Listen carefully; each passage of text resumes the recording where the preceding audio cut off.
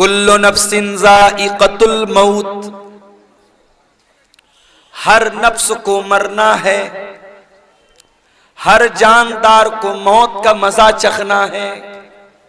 इस आयत में ये पहली बात बताई गई, मौत आनी है सब, मौत से छुटकारा नहीं।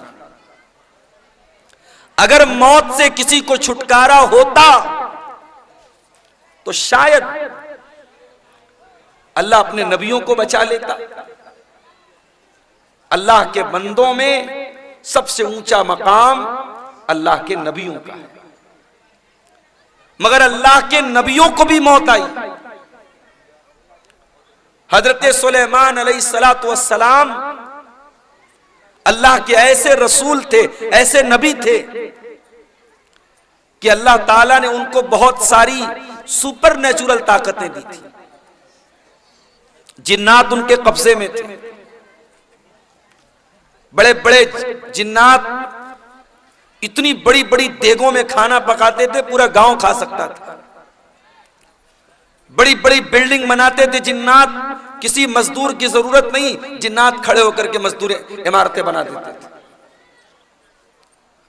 हवा उनके कंट्रोल में थी, वो सुबह से शाम तक का सफर पल भर में तय कर लेते थे। इतनी बड़ी ताकत हजरत सुलेमान अलैहिस्सलाम को मिली थी। लेकिन क्या सुलेमान अलैहिस्सलाम को मौत नहीं आई? मौत आई। कैसे मौत आई? सुलेमान अलैहिस्सलाम के हुक्म से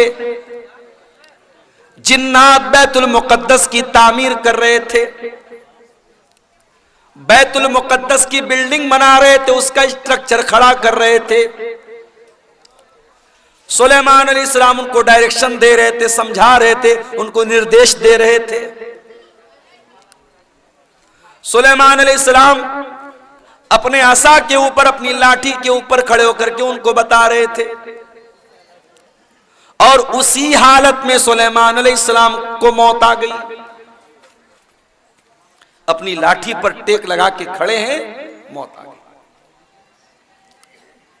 अब मौत आ गई और जिन्नात को पता भी नहीं चला कि हमारे बॉस का इंतकाल हो गया, हमारे मालिक का इंतकाल हो गया, जिसके हुक्म पर हम ये काम कर रहे थे उसका इंतकाल हो गया। जिन्नात अपने काम में लगे हुए हैं और सुलेमान अलैहिस्सलाम की डेड बॉडी उनके इंतकाल के बाद उनका जो शरीर है उसी लाठी की के सहारे खड़ा हुआ है। कुरान कहता है फलम्मा क़ज़ैना अलैहिल मौता,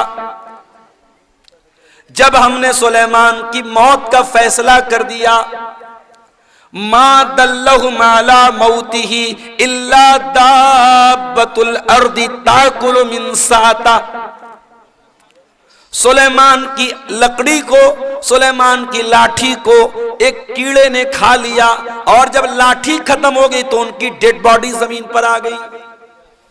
और जब डेड बॉडी जमीन पर आ गई तब जिन्नात को पता लगा कि हम तो बहुत बड़ी गलतफहमी में जी रहे थे, इनका तो ऑलरेडी इंतकाल हो चुका है। एक पैगंबर को मौत आई।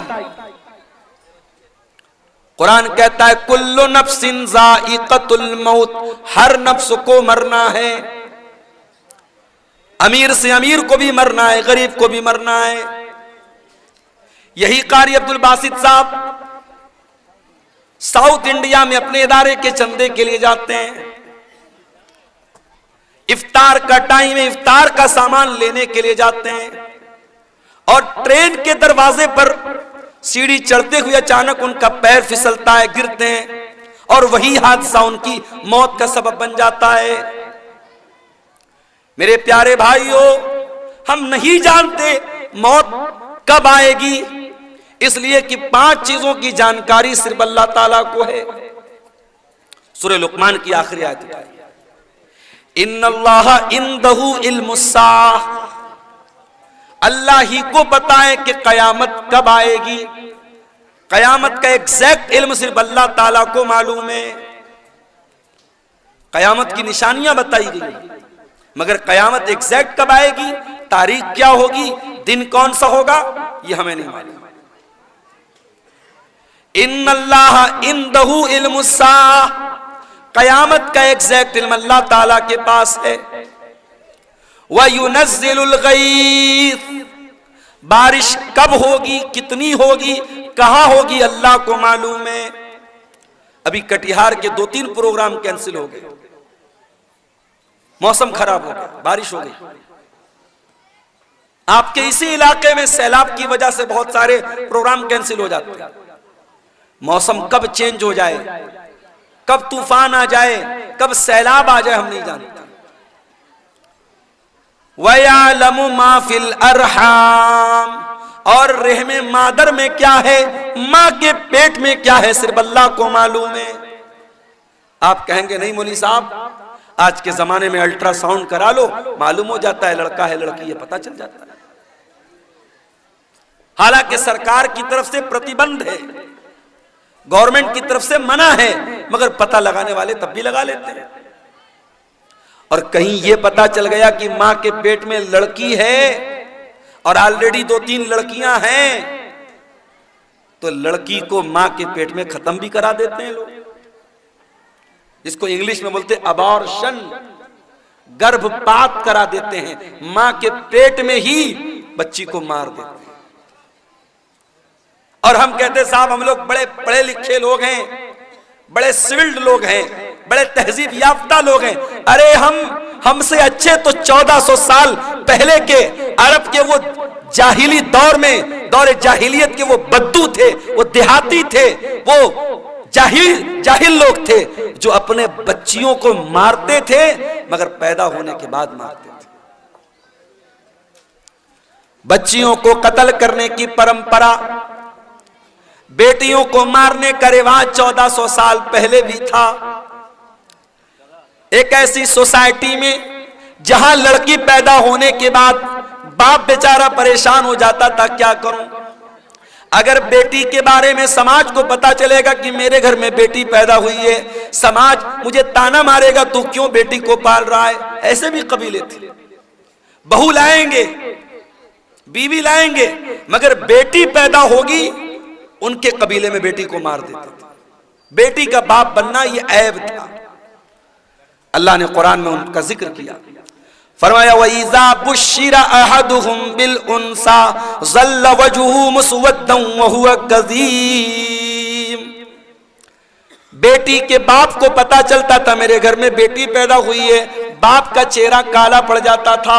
यतवारा मिनल कौम मिन सूइ मा बुश्शिरा बिही, वो अपनी कौम से अपना चेहरा छुपाया करता था। वो बेचारा सोच में पड़ जाता था, अयुमसिकुहु अला हुनिन अम यदुस्सुहु फित तुराब, कि क्या करूं, अगर बेटी को पालता हूं तो समाज में अपमानित होना पड़ेगा, जलील होना पड़ेगा, और दूसरा रास्ता यह है अपनी बेटी को ले जाके जमीन में गाड़ दूं, दफन कर दूं। वो तो मिट्टी में जाकर के अपनी बेटी को दफन कर देते थे, मगर बेटी का जन्म होने के बाद ऐसा करते थे।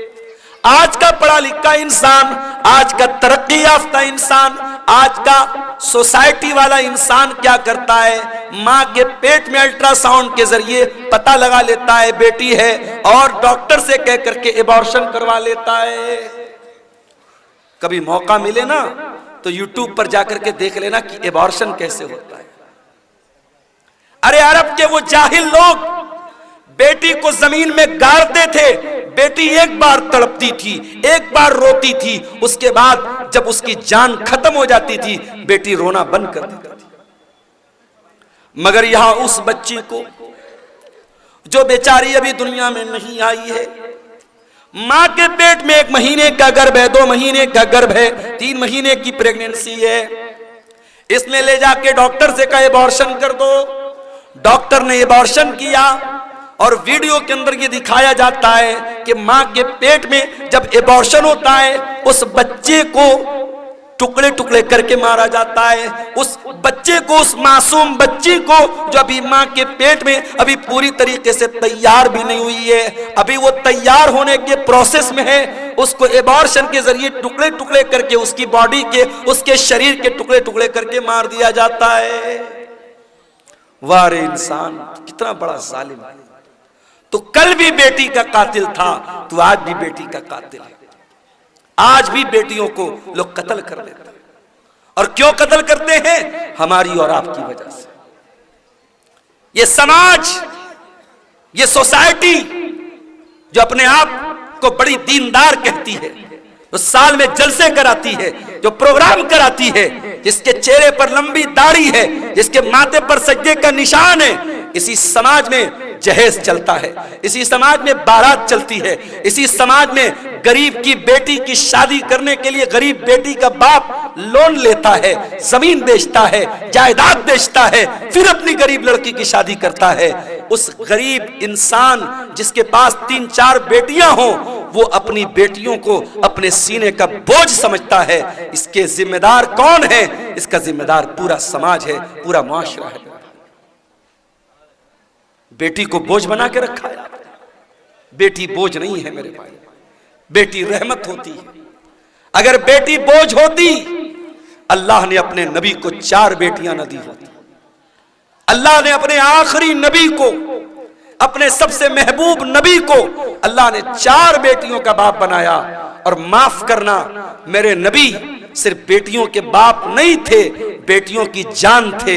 मेरे नबी अपनी बेटियों की आंख में कभी आंसू नहीं देखते थे। मेरे नबी अपनी बेटियों से बहुत मोहब्बत करते थे। अल्लाह कह रहा है वयालमु मा फिल अरहाम, मां के पेट में क्या है ये मैं ही जानता हूं, कोई नहीं जानता। अल्ट्रासाउंड के जरिए डॉक्टर ये बता देगा कि मां के पेट में होने वाले बच्चे का जेंडर क्या है, लड़का है या लड़की है। लेकिन डॉक्टर ये नहीं बता पाएगा वो बच्चा पैदा होने के बाद दुनिया में कितने दिन जिंदा रहेगा। डॉक्टर ये भी नहीं बता पाएगा वो लड़का हो या बच्चा या बच्ची दुनिया में आने के बाद नेक बनेगा या बुरा बनेगा, नमाजी बनेगा या बेनमाजी बनेगा, मुसलमान बनेगा या काफिर बनेगा। वो क्या बनेगा, उसका कैरेक्टर क्या होगा, उसका मिजाज क्या होगा, अल्लाह सब जानता है। वयअलमु मा फिल अरहाम, रहमे मादर में जो बच्चा है उसका XYZ सब अल्लाह जानता है। और चौथी चीज वमा तदरी नफ्सुम माज़ा तक्सिबु गदा, और कोई नहीं जानता कि वो कल क्या करेगा। आप सोचते हैं कल कहीं प्रोग्राम है, आप पहले से प्लानिंग बना के बैठे कल मुझे प्रोग्राम में जाना है, अचानक कोई मामला आ गया, कोई हादसा हो गया, कोई ट्रेन लड़ गई, कोई बस गिर गई, कोई रोड पे जाम हो गया, कोई मर गया, कोई बीमार पड़ गया, कुछ भी हो सकता है। हम नहीं जानते, हम फाइनल और कंफर्म नहीं जानते कि हम कल क्या करें।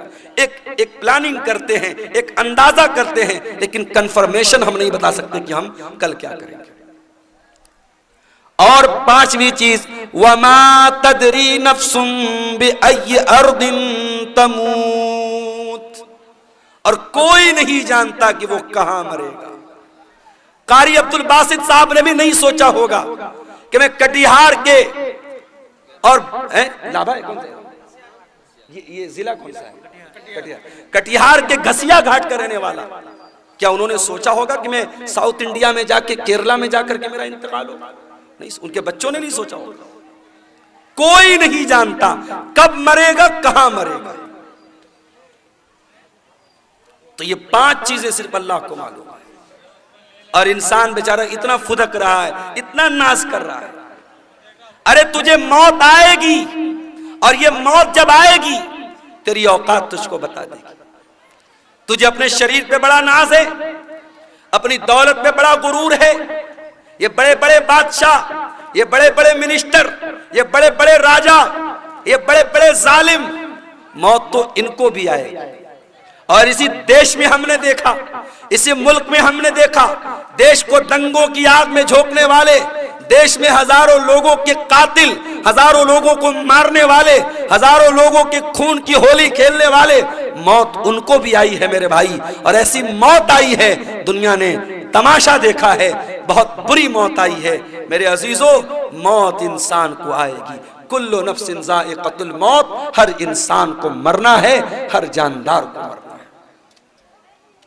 अभी मैं एक न्यूज देख रहा था, अमेरिका में एक लेबोरेटरी बनाई जा रही है, एक प्रयोगशाला, और वहां इंसान की बॉडी को रखा जा रहा है, और एक बॉडी को रखने पर कई करोड़ रुपए खर्च आ रहे हैं, और इंसान बॉडी को रख करके क्या प्लानिंग कर रहा है, दोबारा इस मुर्दा को हम जिंदा कैसे करें, इस पर वहां रिसर्च हो रही है। बहुत सारे लोग पैसा खर्च करके अपनी बॉडी को उसमें प्रिजर्व करवा रहे हैं, और इस पर रिसर्च चल रही कि कैसे मुर्दा इंसान को जिंदा किया जाए। क्या ये पॉसिबल है? कुरान कहता है ये पॉसिबल नहीं है। कुरान करीम उठाओ, सूरह वाक़िया के अंदर अल्लाह फरमाता है, फलौला इदा बलगतिल हुल्कूम व अंतुम हीनइज़िन तंजुरून। मेरे बंदो, जब तुम्हारी मौत का टाइम आएगा, जब तुम्हारी जान हलक तक पहुंच जाएगी और तुम देखोगे मरने वाले के जो करीबी रिश्तेदार हैं वो पास में बैठे हुए और उनके सामने इंसान को मौत आएगी। कभी आपने किसी को मरते हुए देखा है? इत्तेफाक से मेरे नाना का जब इंतकाल हुआ तो मैं वहां पे था। जैसे ही इंसान का इंतकाल होता है, इंसान की आंखें ऊपर उड़ जाती है, क्योंकि रूह जो होती है ना, जब फरिश्ता लेके जाता है तो इंसान की आंखें फटी की फटी रह जाती है, और अगर मुंह खुला है तो मुंह खुला का खुला रह जाता है। मरने वाले को तुम देख रहे हो कि वो मर रहा है। वनहनु अक़रबु इलैहि मिनकुम वलाकिन ला तुबसिरून। मां का इंतकाल हो रहा है, बच्चे बगल में बैठे, बाप का इंतकाल हो रहा है, बेटे बगल में बैठे हैं। बेटों को ये लग रहा है कि बाप से सबसे ज्यादा करीब हम हैं, बेटी को ये लग रहा है मां से सबसे ज्यादा करीब हम हैं। अल्लाह कहता है वनहनु अक़रबु इलैहि मिनकुम वलाकिन ला तुबसिरून। मरने वाले से सबसे ज्यादा करीब हम हैं। फलौला इन कुंतुम गैर मदीनीन तरजिऊनहा इन कुंतुम सादिकीन। ऐ मेरे बंदो, अगर तुमको ये लगता है कि कोई अल्लाह नहीं है, कोई रब नहीं है, कोई मौत देने वाला नहीं है, और तुम किसी के अंडर में नहीं हो, तुम किसी के पावर में नहीं हो, तो जरा मरने वाले को दोबारा जिंदा करके दिखा दो, जरा रूह को वापस डाल के दिखा दो। नहीं कर सकते। मुर्दा जिंदा नहीं हो सकता मेरे भाई। जो मर गया वो मर गया, अब मरने के बाद दोबारा उसके अंदर जान नहीं डाल सकते। ये है मौत। और कभी गौर करना, मौत हमारी बेबसी बताती है। जब हमारा इंतकाल होता है ना, दुनिया में मैं आपके सामने आया हूं कुर्ता पायजामा सदरी पहन के आया हूं, मरेंगे तो क्या पहनेंगे? कफन पहनेंगे। दुनिया में नहाने जाएंगे, कोई लक्स से नहा रहा है, कोई लाइफ बॉय से नहा रहा है, कोई सिंथॉल से नहा रहा है, कोई अलग अलग ब्रांड के साबुन इस्तेमाल कर रहे हैं। जाड़े का मौसम है, हम गर्म पानी करके नहा रहे हैं। घरों में जो पैसे वाले लोग हैं गीजर लगवाते हैं। गर्मी का मौसम है, ठंडे पानी से नहाते हैं। मर गया बेचारा, कुछ नहीं बोलता। गर्म से नहलाओ, ठंडे से नहलाओ, साबुन के साथ नहलाओ, बिना साबुन के नहलाओ, कुछ नहीं बोल सकता। दुनिया में नहाता था, अपना अलग एटीट्यूड था, आधा आधा घंटे तक नहाता रहता था। चेहरे के लिए अलग फेस वॉश था, बॉडी के लिए अलग बॉडी वॉश था, बालों के लिए अलग शैम्पू था। लेकिन आज मरने के बाद आज इतना बेबस है इंसान, दूसरे उसको नहला रहे, उसके रिश्तेदार उसको नहला रहे हैं। वो बेचारा ये कहने की ताकत भी नहीं रखता कि मैं तो लक्स से नहाया करता था, तुम मुझे बैर की पत्तियों से क्यों नहला रहे हो? मैं तो फला साबुन से नहाया करता था, मेरा फेवरेट साबुन कहाँ है, मेरा शैम्पू कहाँ है, मेरा बॉडी वॉश कहाँ है, मेरा फेस वॉश कहाँ है? वो बेचारा ये कहने की ताकत भी नहीं रखता कि मैं तो दुनिया में पानी हमेशा गर्म करके नहाया करता था, तुम मुझे ठंडे पानी से क्यों नहला रहे हो? दुनिया में नहाता था, बाथरूम में पैक होकर के नहाता था, आज उसके नहलाने वाले, उसके घर वाले उसको नहला रहे हैं, उसके बदन का कपड़ा भी नहीं उतर रहा है, कैंची से उसका कुर्ता काटा जा रहा है, कैंची से उसकी बनियान को काटा जा रहा है, उसका तहबन उतारा जा रहा है, उसका अंडरवियर उतारा जा रहा है। आज उसकी शर्मगाह को दूसरे लोग खोल करके नहला रहे हैं। अल्लाह अकबर, कितनी बेबसी है मेरे भाई। नहला दिया गया। अब कफन का नंबर आया। इस्लाम की तालीम देखो, अमीर आदमी को भी वही कफन देना है, गरीब को भी वही कफन देना है, वही सूती कपड़ा है, वही सफेद चादर है। दुनिया में बहुत रंगीन रंगीन पहन करके चला करता था, ब्रांडेड कपड़े पहना करता था, महंगे कपड़े पहना करता था। आज मरने के बाद उसी सूती चादर में, उसी सूती चादर में तुझको कफनाया जा रहा है, उसी सूती कफन में तुझको कफनाया जा रहा है। कफना दिया गया। अब उसके बाद कब्रिस्तान लेके जाना है। अगर कब्रिस्तान करीब में है, जनाजे की चारपाई पे लाश को रखा गया, चारपाई को 4 लोगों ने कंधे पर उठाया, लेके कब्रिस्तान पहुंचे। इतना बेबस है इंसान, मरने के बाद हिल नहीं सकता। उसकी बॉडी को 4 लोग मिल करके जनाजे पर उठा करके लेके कब्रिस्तान जा रहे हैं। कब्रिस्तान लेके जाया गया, वहां पहले से कब्र को खोद करके रेडी किया गया है। जनाजे को कब्र में उतारा गया, मिट्टी डाली गई, कब्र तैयार हो गई। घर वालों ने खड़े होकर के मगफरत की दुआ कर दी, आसानी की दुआ कर दी। फिर उसके बाद मिट्टी हाथ से अपने मिट्टी झाड़ करके घर वाले वापस चले गए। ऐ इंसान, तू कितना गाफिल है, तू क्या क्या हरकतें करता है। इस कब्र में न तेरा बाप तेरे साथ आया, न तेरे बच्चे तेरे साथ आए, न तेरी बीवी तेरे साथ आई, न तेरा माल तेरे साथ आया, न जमीन तेरे साथ आई, न जायदाद तेरे साथ आई। कुल्लु नफ्सिन ज़ाइक़तुल मौत, हर नफ्स को मौत का मजा चखना है। अल्लाह अपने नबी से कुरान में कहता है, वमा जालना लिबशरिन मिन क़ब्लिकल खुल्द अफ़इन मित्त फ़हुमुल खालिदून। ऐ नबी, आपसे पहले जितने इंसान आए उनको भी मौत आई और आपको भी मौत आने वाली है, आपको भी मरना है।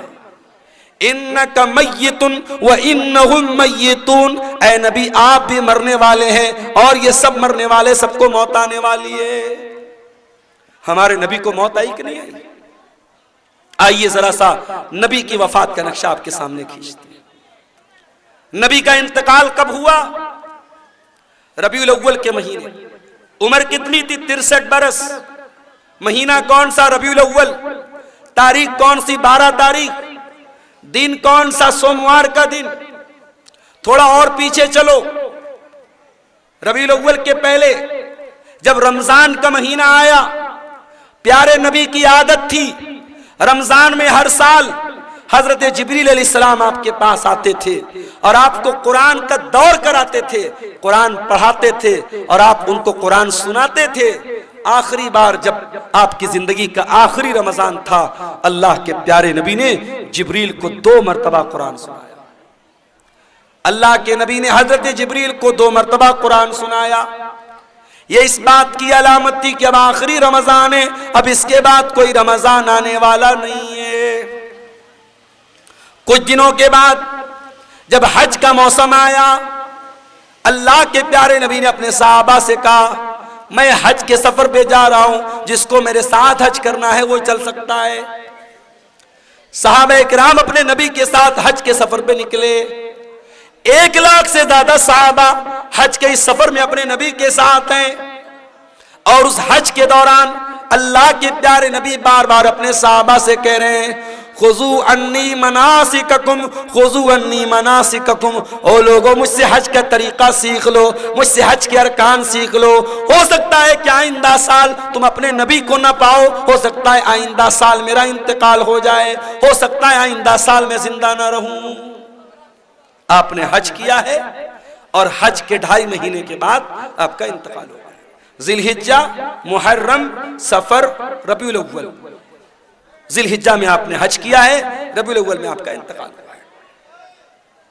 इंतकाल से पहले आपने हजरत मुआज इब्न जबल रज़ी अल्लाह तआला अन्हु को यमन भेजा था, इस्लाम का दाई बनाकर, इस्लाम का मुबल्लिग बनाकर आपने यमन भेजा था।